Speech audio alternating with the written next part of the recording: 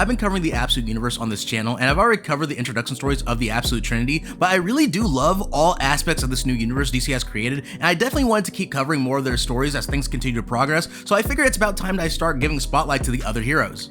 And between the remaining stories currently out right now, Absolute Flash is interesting due to just how far it departs from the main universe counterpart. Just to show a few examples, when you look at Absolute Batman, instead of a rich billionaire traumatized by the death of his parents fighting an endless war on crime, you see a young man with limited resources fighting desperately to protect his home from abominations while trying to keep his mother and friends safe. When we look at Absolute Superman, instead of a shining beacon of hope sent from a dying world to help ours, you see a young man ripped away from his home and is painstakingly fighting to protect this new world, so different yet so similar to his original planet, while trying to not let the spark of hope die out within himself.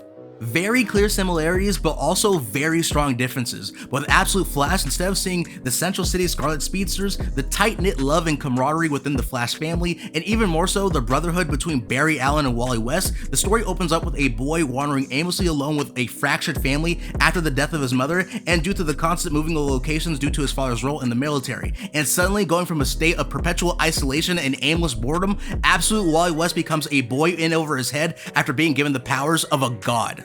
In the original Flash comic in Flash issue 110, right from the get-go, Barry Allen, upon meeting Wally West, takes the young boy under his wing upon getting his powers in the same manner as him, which would eventually bloom into one of the greatest friendships in comics. And in the first issue, you get the same kind of vibes, seeing that Dr. Barry Allen at the secret military base Fort Fox seems to be the only person who looks after Wally, the only one who takes interest in what he likes, and the only one who sees the potential in Wally and doesn't want to see it go to waste. But, just like with the other Absolute comics, all is not what it seems. Wally did become the Flash of this universe, but supposedly at the cost of Barry's life while conducting an experiment in his laboratory. Now you have a 15-year-old teenager who not only has been given otherworldly powers, but now has to live with the trauma of supposedly killing the one man who he considered a friend in his life. Or at least, that's what it seems.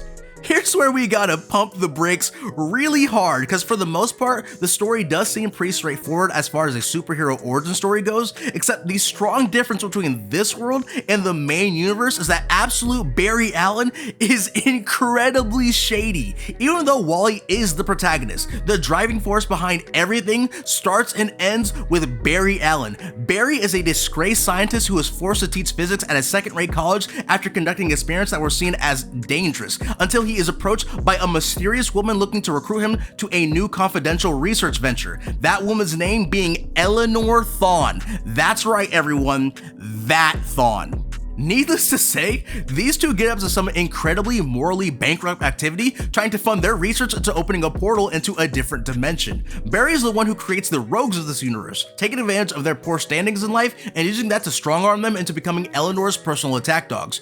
Barry is the one who conducts horrific experiments on animals in order to give them psychic powers, leading to the creation of Absolute Grodd. Barry is a scientist who's so obsessed with completing his work at Project Olympus that he'd willingly partake in the torture of individuals like Heatwave and Weather Wizard, turning them into monsters all for the sake of scientific research. Because for whatever reason we don't know about, the doorway to the dimension Barry and Eleanor have been trying to pry open is now all of a sudden speaking to Barry Allen, with the person on the other side telling him a very clear and direct message. It must be Wally West, which in my opinion is a fantastic reveal that flips everything on its head with this story and with the main universe, because that means at some point the main reason Barry took so much interest in Wally West is to essentially use him as a tool to help him make more progress with his research. As I said earlier in the video, Barry Allen and Wally West have one of the most iconic friendships in all of comics that has spanned for decades. So for the great twist of this universe being that relationship going from wholesome brotherhood to possibly predatory manipulation definitely has piqued my interest. I think Jeff Lemire is doing a great job so far with the story, but instead of a giant splash of Wally doing insane events one after another like the Absolute Trinity, he's opted to go for the more slow burn approach, presenting a huge mystery to the audience and with every issue gradually unraveling the much larger plot. Because I can tell you right now that I'm more than certain that Barry Allen is not done with the story. With the current buildup of events, I definitely don't think he's dead. And also, we cannot forget about Eleanor. Let's be so for real here, guys. Eleanor is a Thawne. She's the Thawne, the reverse Flash of this universe. That automatically marks her as the most dangerous person in this story, especially if she becomes anything remotely close to her main universe counterpart. Because if she does, she is about to brutalize Absolute Wally like nothing we've ever seen before, especially given her connections to the villains of this universe, or should I say, the Absolute Justice League. If you haven't already picked up the story for yourself, I highly recommend to start reading Absolute Flash. At the time of recording this video, there are currently only 8 issues out, so it's not going to take a very long time to jump on board the story. I think with how the universe has no signs of stopping and we already have confirmation of other Absolute stories rolling out in 2026, Wally and Barry's journeys in this universe are only going to become bigger in scope. I will definitely be making more videos when the story develops further. I hope you all have a great day and please stay safe. Peace.